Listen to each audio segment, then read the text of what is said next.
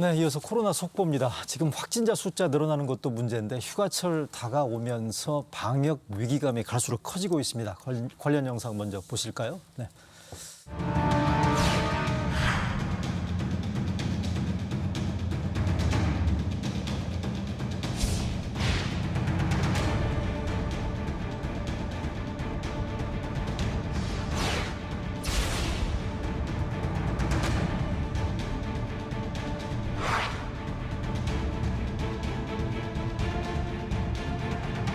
확진자가 계속 늘어날 경우 수도권 이외 지역에서도 저녁 6시 이후에는 모임 인원을 추가로 제한할 수밖에 없다는 것을 분명히 말씀드립니다.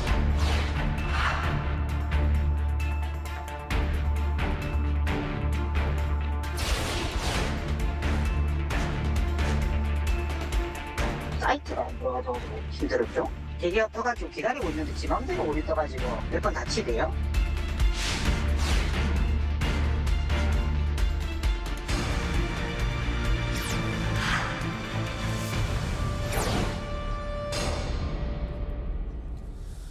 네, 코로나 상황 한림대 강남성심병원의 이재갑 교수 나와 계십니다. 어서 오십시오. 네, 안녕하세요. 오랜만에 다시 뵙네요. 수도권 거리두기 4단계 조치가 지금 일주일 됐고요. 어제까지 하루째 1,000명 확진자 이상 나왔죠. 오늘도 어제 저녁 6시까지 1,000명 넘었다고 하는데 그죠? 네. 지금도 얼마 정도 예상하세요? 아마 1,400명대 나오지 않을까. 1,400명대. 주말 단위로는 가장 큰 숫자가. 휴일 단위로는 제일 큰 숫자. 예, 예. 그것도 또 눈여겨볼 대목인데요. 네. 최근에 확진자 추이 데이터 한번 보여주시겠습니까?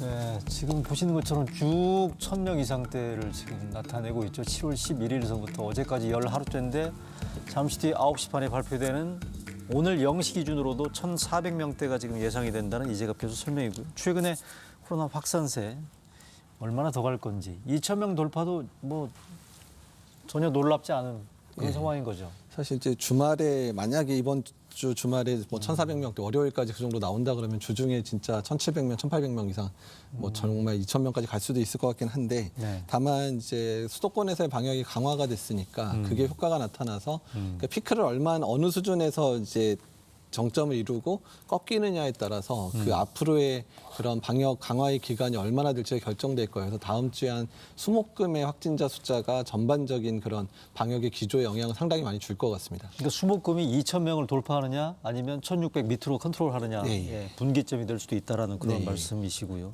거리두기 효과가 지금 4단계 일주일 됐잖아요. 네.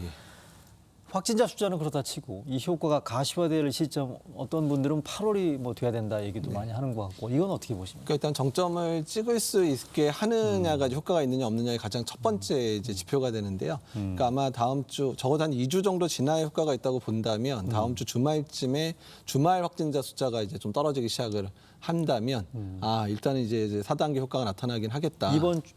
돌아오는 이번 주 말씀하시는 겁니까? 아니면 다음 주말. 그 다음 주. 예. 그러니까 4단계가 2주째 되는. 2주째인데 그 다음 주가 돼야 아니, 다음 주 정도면. 다음 주 주 정도면 정도면? 되는데 다만 이제 정부 차원에서는 다음 주 수요일이나 목요일에 4단계를 유지할 건지 낮출 건지 고민을 해야 되는 시점인데 그때 명확하게 지표 변화가 크게 나타나지 않을 것 같거든요. 그러면 연장해야 될 거라고 보세요? 예, 그러니까 이제 연장 문제 때문에 상당히 고민을 하게 될 것 같은데 정부에서 뭐 짧고 굵게 가겠다라고 이미 얘기를 해놨지만 얘기했는데. 다만 다음 주 중에 짧고 굵게 가는 부분을 결정을 할 수 있는 지표가 마땅치 않아서 그래서 아마도 연장될 가능성이 상당히 높은데 연장 안 하고 또 낮췄다가는 처음 들어갈 때 1,300명대에서 4단계 들어갔는데 이제 한 1,500명, 600명대인데 3단계로 낮추겠다. 이거 사실 국민들도 받아들이기 힘들거든요. 그러겠네요. 1,300, 400 나오고 있는데 4단계에서 다시 낮출 수도 없는 상황인 것 같고 예. 지금 돌아가는 걸로 봐서는 4단계 조치 추가 연장도 충분히 열어둬야 되겠네요. 예, 최소한 2주에서 3주 정도는 연장되지 않을까가 고민이 아마 이것 때문에 아마 다음 주에 정부도 상당히 곤혹스러운 상황을 맞지 않을까 좀 걱정이 되긴 합니다. 그렇겠네요. 예. 지금 또 하나 걱정인 게 어제 우리 9시 뉴스에 톱 뉴스로 지금 보도했습니다만 위중증 환자가 다시 늘고 있다고요? 이건 어떻게 되는 거예요? 예, 이제 위중증 환자 지금 늘고 있는 사실 저희도 이제 중환자 병상 4베드인데 지금 3베드 차 있거든요. 아, 한 그래요? 베드는 이제 격리 해제된 에크모 환자가 에크모 단 상태에서 격리 해제를 해서 한 자리가 사실 빈 상태고 여러 중제 그 대학병원에 이제 마련된 중환자실 보게 되면 많이 올라가고 있어요. 그러니까 그래요? 20에서 50대에서 주로 발생을 한다 그래도 코로나가 이런 독감하고 정말 다른 거는 그 중에서도 중증 환자가 나오거든요. 그래서 에크모라고 있는 환자들 숫자도 늘고 있고 이러기 그래요? 때문에 그러니까 단순히 만만한 질환은 사실 아니에요. 그래서 너무 전체 숫자가 커지면 그러니까 그 퍼센트는 낮을지 몰라도 그래도 중환자실은 절대 숫자로 운영이 되잖아요. 네네. 그러니까 너무 많은 확진자가 계속 발생되면 중증 환자는 꽤 발생하고 한 번 중증 환자 발생하면 최소 3주에서 4주 정도는 중환자실에 있게 되거든요. 그게 다 한 달 동안 적체가 되는 상황이 되다 보니까 이것도 이제 7월 말이나 8월 초에 부담이 될 가능성이 높습니다. 아니 근데 저희가 알고 있는 상식은 위중증 환자는 대개 고령자를 네. 중심으로 나오는데 어제 나온 얘기를 보니까 20대, 40대 비율도 꽤 크게 늘고 있다라고 하던데요. 예, 그렇습니다. 일단 이게 그러니까 60대 이상에서의 중환 자체는 퍼센트가 되게 많아요. 네네. 많았는데 그 숫자는 줄어들어서 아하. 많이 발생은 안 하는데 그분들은 지금 백신 맞아서. 예, 근데 이제 20에서 50대가 상대적으로 숫자가 확 늘었잖아요. 지금 뭐 1,600명 발생하면 거의 1,200, 300명이 20에서 50대가 되니까 그중에 몇 명 하루에 2-3명만 중증이 되더라도 그게 포화가 되기 많아지기 시작하면 상당히 부담이 된다는 얘기입니다. 또 하나 상식과 좀 어긋나는 부분이 흔히 델타 변이가 네. 기존의 코로나에 비해서는 좀 독성이 약하다라고 알려져 있지 않았습니까? 전파력은 강한 대신에. 근데 지금 보면 위중증 환자는 계속 늘고 있고 이런 등등 상황을 보면 델타 변이도 결코 약한 게 아닌. 예, 일단 델타 변이의 중증도에 대해서 사실 분석 자료가 많지가 않아요. 아하, 왜냐하면 그래서. 국가마다 백신 접종이 많이 된 상태에서 유행을 했기 때문에. 근데 영국이 최근에 입원율이 증가하고 있는 게 보이거든요. 예, 예. 그러니까 중환자 시간까지 환자는 많지는 않은데 입원율 증가되는 걸 보면서 아, 이게 델타도 기존 바이러스에 비해서 중증도가 떨어지는 바이러스는 아닌 것 같다가 요새는 전문가들이 대세고요. 네. 일부 결과들은 입원율을 좀 올리는 것 같다. 그리고 입원율 올리면 당연히 중증 환자 늘어날 것 같다는 얘기가 나와서 아마 기존 바이러스보다는 중증도는 올라가지 않나 이렇게 얘기가 나오고 있습니다. 자, 그럼 오늘 일단 중대본에서 오후에 발표를 한다는 것 같은데 비수도권 지역에도 지금 거리두기 단계를 3단계로 상향한다라 내지는 5인 이상 집합 사적 모임 금지 조치에 대해서 아마 발표할 것 네. 같아요. 요거는 불가피한 거죠. 예, 불가피하다고 보고요. 왜냐하면 이미 그 수도권 인접 지역에서 확진자가 늘어난 상황인데다가 지금 관광지인 강원도하고 부산에서 확진자가 지금 급격히 늘어나고 있는 상황이어서 네네. 일단은 수도권의 풍선 효과, 게다가 휴가철과 맞물린 그런 확진자의 비수도권 지역의 확산이 본격적으로 일어나고 있기 때문에 지금의 유행을 짧게 가려고 한다면 아하. 비수도권에서의 확산을 막아놔야지 되거든요. 그러니까 3차 때도 수도권에서 막 유행하다가 비수도권 가고 비수도권 유행이 다시 수도권에 영향을 주는 상황 때문에 상당히 길어졌었기 때문에 지금 상황에서는 비수도권의 방역 단계를 격상하는 게 어쨌든 필수적이라 생각이 듭니다. 잠깐 그 자막 다시 한번 띄워주시겠어요? 감염 경로에 대한 방금 자막 띄워주신 거 있죠? 네. 지금 감염 경로 전국이 31.2%고 서울이 46.7%라는 데이터 방금 우리 이재혁 교수 설명하신 그거와 아마 유관치 연결된 설명인 것 같은데 이건 어떻습니까? 확진자 저렇게 폭증하는 상황에서 생활치료센터도 지금 상황이 여의치 않다라고 네. 데이터 좀 띄워주시겠습니까? 생활치료센터 가동률이 현재 보면 워낙에 지금 천 단위로 발생하다 보니까 전국 단위로 생활치료센터 67, 8% 수도권도 마찬가지입니다만 곧 포화 상태에 이른다라는 이런 걱정들도 있고 그래서 제가 이재혁 교수님께서 질문 드리고 싶은 게 그래서 우리도 네. 무증상이나 경증 환자들은 이제 결국 집에서 치료를 해야 되는 상황. 요거는 지금 어떻게 해야 되는 거고 우리가 주의해야 될 게 어떤 게 있는지. 그러니까 어차피 중장기적으로 보게 되면 이제 코로나의 출구 전략에서 일단은 이제 모든 확진자를 입소하거나 입원해서 치료하는 건 수는 어차피 없으니까. 이제 넘어가야 될 상황인데 이게 사실 준비가 안 됐는데 갑자기 환자 많아져서 밀려가지고 하게 되면 국민적인 공감대를 형성하기 상당히 어렵거든요. 어쨌든 간에 지금 상황에서는 지금 상황이 만약에 1, 2주 이상 더 가게 된다 그러면 경증이나 무증상 환자 같은 경우에는 뭐 원해도 입소가 안 될 상황들이기 때문에 꽉 차서. 예, 빨리 준비를 해서 일단 안정적으로 이제 환자들이 관리할 수 있는 체계, 특히 그 중에 일부는 중증으로 진행을 하거든요. 생활치료센터에서도 폐렴 발생하거나 이래가지고 중환자 병상으로 바로 이송되는 환자들이 가끔 발생을 하거든요. 그래서 그런 환자들이 집에 있을 때 어떻게 모니터링이 필요하고 어떤 그런 위험성을 막을 수 있는 방법들을 빨리 준비해서 체계화 시키는 것이 지금 중요할 것 같다는 생각이 듭니다. 자가 치료의 경우에는 뭐 따로 뭐 준비해야 될 게 있습니까? 어떻습니까? 그러니까 이제 그 본인이 증상을 잘 못 느끼더라도 중증으로 진행하는 거를 확인할 수 있는 수단들이 필요한데요. 아하. 특히 이제 그거는 준비가 돼 있어요? 그러니까 지금 이제 그걸 준비를 해야 되는데, 그러니까 이게 의사들이 아침 저녁으로 단순히 문진만으로 해결할 수 있는 부분이 아니어서 지금 전문가들이 얘기하기는 적어도 산소 포화도를 모니터링할 수 있는 기계를 아예 개인적으로 줘서 산소 포화도가 떨어지면 이건 바로 입원을 해야 되는 상황들이기 때문에 그런 정도는 준비해야 되지 않을까. 지금 생활치료센터도 그 산소 포화도는 개인이 다 가지고 있어서 계속 측정하면서 떨어지면 보고를 하게 하고 있거든요. 지난주에 이 자리에 권덕철 보건복지부 장관이 나와서 사과도 했습니다. 아, 예. 4단계 돌입하는 과정에서 방역의 혼선 메시지 등등에 대해서 얘기를 했었고 최근에 벌어진 논란 가운데 하나가 거리두기 4단계의 실시를 놓고 정부에 대한 비판론, 책임론이 컸죠. 아, 예.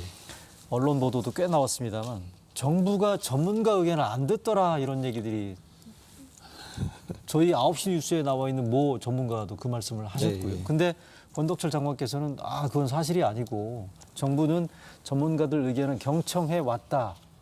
그리고 지금도 경청하고 있다라고 얘기를 하고 있거든요. 누구 말이 맞습니까?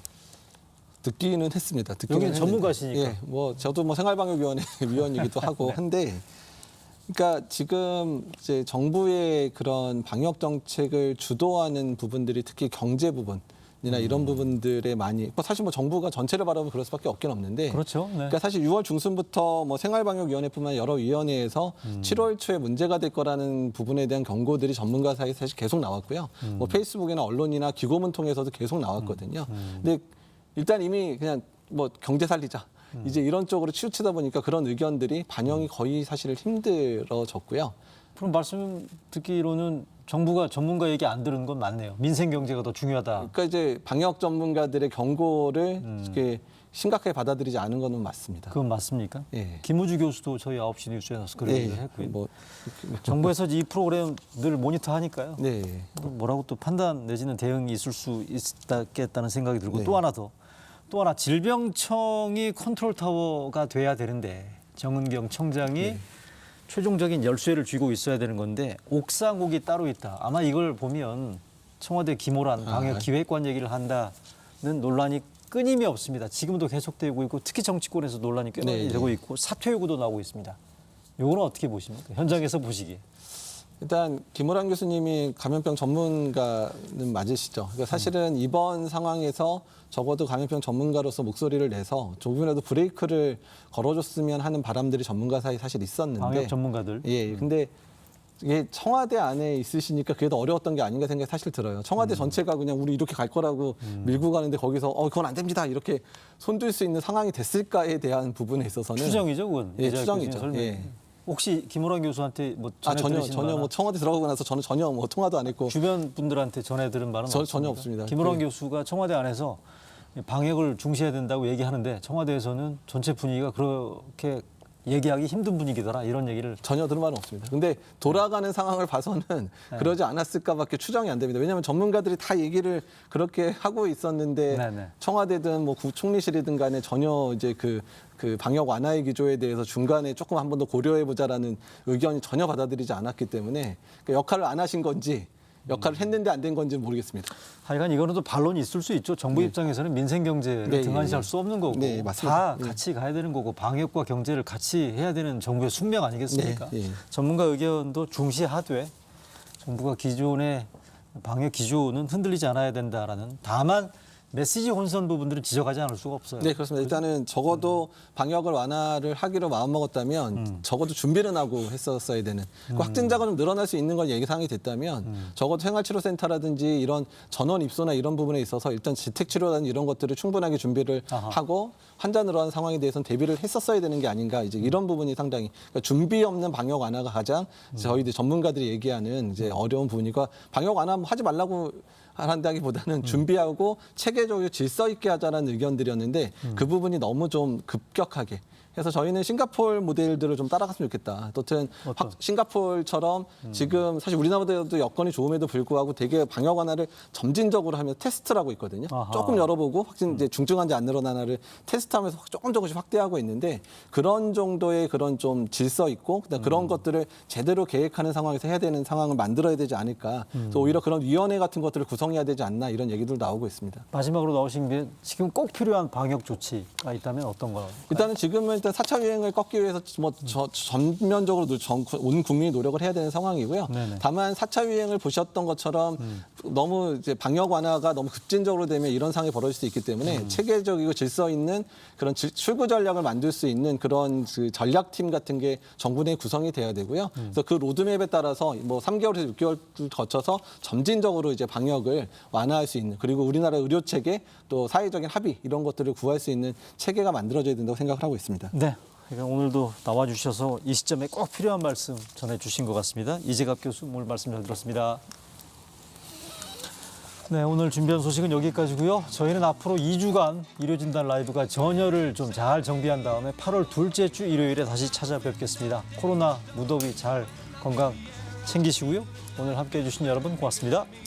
You know, in the sun there's so much yellow, something in the early morning that tells me that today you're on your way and you'll be coming home to me.